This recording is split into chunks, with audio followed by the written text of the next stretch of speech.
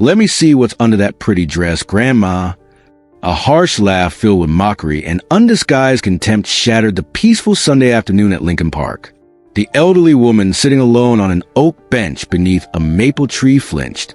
Elizabeth Beth Miller, 65, a retired Army colonel with 30 years of distinguished service, felt her heart race as two uniformed officers approached with predatory smiles. Beth Miller was enjoying a rare moment of tranquility, something precious after decades of military discipline and responsibility. Her silver hair was neatly tied back, revealing a slender neck still holding the posture ingrained through years of service. She wore a modest lavender maxi dress, simple yet elegant, a gift from her brother for her retirement. Officer Kyle Peterson, 29, swaggered toward her, his plump figure and reddened face twisted in a smirk. Behind him trailed Officer Ben Davies, 24, younger and thinner, with a curious expression. Both men's eyes fixed on Beth, their gaze evaluating and distinctly unfriendly. "What do you want?" Beth asked, her voice calm despite the unease rising within her. Decades of command experience had taught her to maintain composure even in threatening situations. She closed her book and stood to face them, her military bearing automatic despite her years in civilian life. "Just wanted to see what's under that pretty dress of yours, old lady," Peterson replied with a greasy voice and lewd smile. Before Beth could react, he bent down and, using his metal baton, deliberately lifted one side of her maxi skirt above her knees, almost to her waist. The soft fabric flew up, exposing Beth's leg and undergarments. Both officers erupted in sickening laughter, looking at each other with winks before turning back to Beth's exposed body with undisguised amusement. Beth let out a cry, not of fear, but of indignation and fury. She quickly pulled her dress down, her face flushed with humiliation and rage. Tears threatened, but military discipline kept them at bay. "You bastards!" she hissed, voice trembling with controlled anger. "Who do you think you are? You have no right to assault a citizen like this." The commotion attracted attention from nearby park-goers. Several people who witnessed the officer's reprehensible behavior began approaching, their faces showing disbelief and outrage. "Hey, what the hell are you doing?" called out an elderly man walking a poodle, his voice sharp with indignation. "How dare you treat a lady like that? That's disgraceful." A middle-aged woman in business attire joined in, her voice carrying across the park. "I saw everything. That officer deliberately used his baton to lift her skirt. That's sexual harassment. It's absolutely unacceptable." More people gathered, forming a small crowd of concerned citizens. Their collective murmurs of disapproval grew louder as they surrounded the scene, phones appearing in several hands. Peterson and Davies exchanged nervous glances, but quickly attempted to reassert their authority. "This is police business," Peterson barked at the crowd. "Everyone disperse immediately or face arrest for obstructing officers on duty." But Beth Miller hadn't survived 3 decades in the military by backing down from bullies. Standing straight, shoulders squared in a perfect military posture despite her age, she addressed the gathering crowd. "These officers just sexually assaulted me. They used a police baton to lift my skirt without consent. This is not police business. This is assault." The crowd's anger intensified. Someone shouted, "We all saw it." Another called, "We'll be witnesses." The atmosphere grew tense as more park visitors stopped to observe the confrontation between the elderly woman and the increasingly uncomfortable officers. Beth knew this moment required decisive action. With hands steady from years of military precision, she reached into her small purse and retrieved her phone. "I won't argue with you further," she stated, her voice now eerily calm, the same tone she'd used when commanding troops in crisis situations. "I'm calling my brother. I doubt he'll be pleased when he hears about this incident."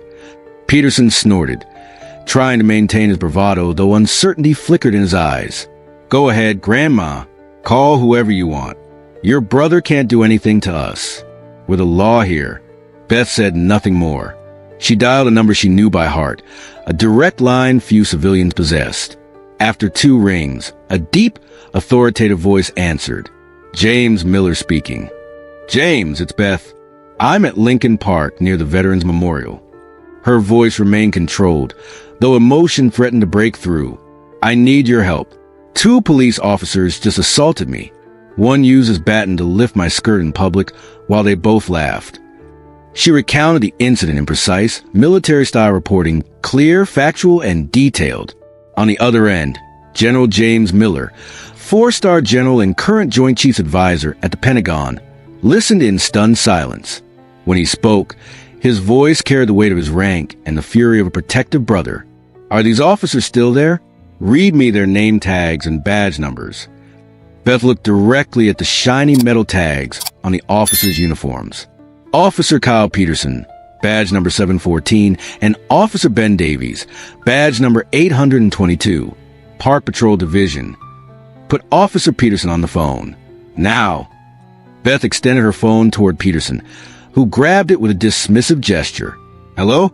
Who's bothering an officer on duty? He barked impatiently. This is General James Miller, Joint Chiefs Advisor at the Pentagon, came the thunderous reply.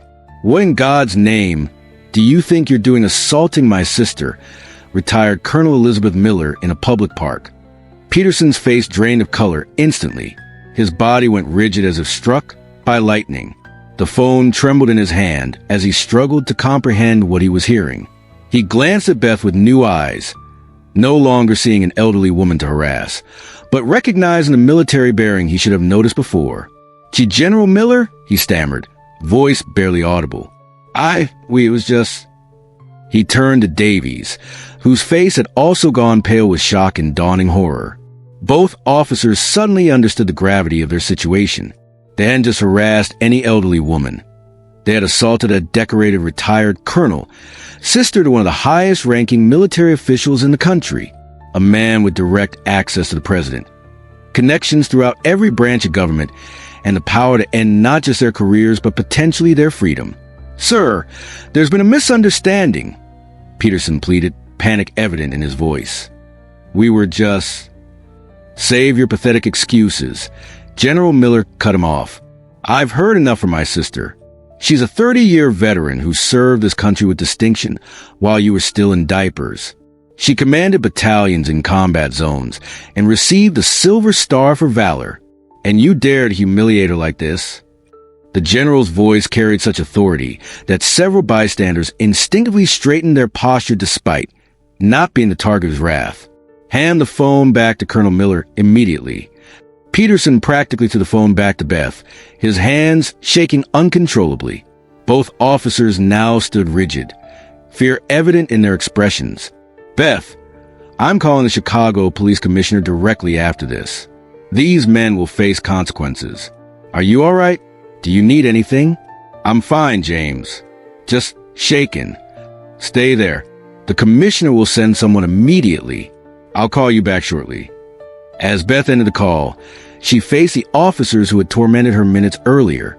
Their transformation was remarkable, from predatory confidence to abject terror in moments. The change in the officer's demeanor was instantaneous and complete. Peterson, who had been swaggering with authority minutes before, now looked physically ill. Davies appeared on the verge of tears. Colonel Miller, please, Peterson began, his voice cracking. We had no idea who you were. It was just a stupid joke. Please don't let this ruin our careers. I have a family. Colonel, Davies stammered. We sincerely apologize. We were completely out of line. Please tell the general. It was a misunderstanding. Peterson, desperate now, actually dropped to one knee on the park grass. Colonel, please have mercy. We made a terrible mistake. We'll do anything to make this right. Beth observed their groveling with cold detachment. The same men who had violated her dignity now begged for mercy, not because they recognized their actions were wrong, but because they feared the consequences. Their apologies weren't for the assault. They were sorry only that they had chosen the wrong victim. When you approached me, Beth said, her voice steady, you didn't see a retired colonel who served this country for 3 decades. You saw an elderly woman you thought you could humiliate without consequences. Would your actions have been acceptable if I were anyone else? If I had no brother in the Pentagon? The crowd that had gathered murmured in agreement. Several people were recording the encounter on their phones. Your behavior dishonors the uniform you wear, Beth continued. That uniform should represent protection and respect for all citizens, not intimidation and assault. I face less disrespect in combat zones than I did today in this park from officers sworn to protect and serve. Peterson and Davies stood in shameful silence, heads bowed. The power dynamic had completely reversed. Now they were the ones exposed and vulnerable, their careers and reputations hanging by a thread, while Beth stood tall, dignified despite their attempt to humiliate her. Within 20 minutes, 3 police vehicles arrived at the scene with lights flashing. From the lead car emerged Police Commissioner David Miller, no relation to Beth, a stern-faced man in his 50s who had been appointed 3 years earlier with a mandate to reform the department after several scandals. Behind him came Deputy Commissioner Susan Park, an Asian-American woman known for her uncompromising stance on officer misconduct, along with several internal affairs investigators. Commissioner Miller approached Beth first, extending his hand with genuine respect. "Colonel Miller, I cannot express how deeply ashamed I am about what happened here today. General Miller called me directly. I assure you this matter will be handled with the utmost seriousness." Deputy Commissioner Park added, "On behalf of the entire department, I offer our sincerest apologies. This behavior is completely unacceptable and contrary to everything we stand for." The commissioner then turned to Peterson and Davies, his expression hardening. "Officers, surrender your badges and weapons immediately. You are suspended pending investigation."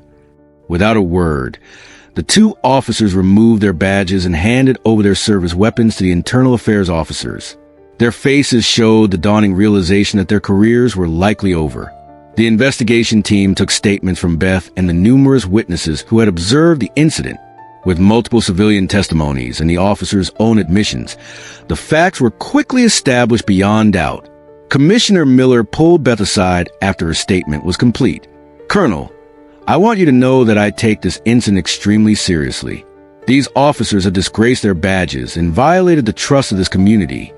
What happens now?" Beth asked. "Based on the evidence and witness statements, I've already made my decision.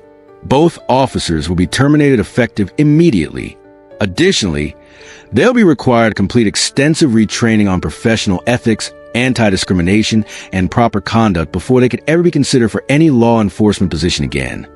Beth nodded, satisfied that swift action was being taken. "I should also inform you," the commissioner continued, "that several witnesses have posted videos of the aftermath online. This incident will likely receive significant media attention. If you prefer privacy, my office can help manage any press inquiries." "I appreciate that," Beth replied, "but I won't hide. If my experience can help prevent this from happening to someone else, then the publicity serves a purpose." As Peterson and Davies were escorted to separate police vehicles, their former swagger completely gone, Beth watched with mixed emotions. She felt no joy in their downfall, only a soldier's satisfaction that discipline had been maintained and order restored. In the days following the incident, Beth received an outpouring of support from both military and civilian communities. The video of her confronting the officers went viral, with millions of views and thousands of supportive comments praising her dignity and courage. General James Miller used his influence to push for new training protocols for police departments nationwide on respectful treatment of veterans, particularly elderly veterans who might suffer from invisible wounds of war. Beth herself, after recovering from the initial shock and humiliation, accepted invitations to speak at police academies about respecting citizens regardless of age or appearance. Her military background gave her words special weight with cadets. The incident sparked a national conversation about how society treats its aging veterans and the importance of recognizing their ongoing dignity and contributions. For Peterson and Davies, the consequences were severe and lasting. Their termination became a case study in police training programs across the country on the consequences of abuse of power. Commissioner Miller implemented comprehensive reforms in his department, including enhanced training on respectful civilian interaction and stricter consequences for misconduct. He often cited the incident as a turning point in his department's culture. What happened to Colonel Beth Miller reminds us that respect isn't optional. It's essential, especially for those who served our nation. How do you think we should honor our veterans in everyday interactions? Have you witnessed disrespect toward veterans or elderly citizens?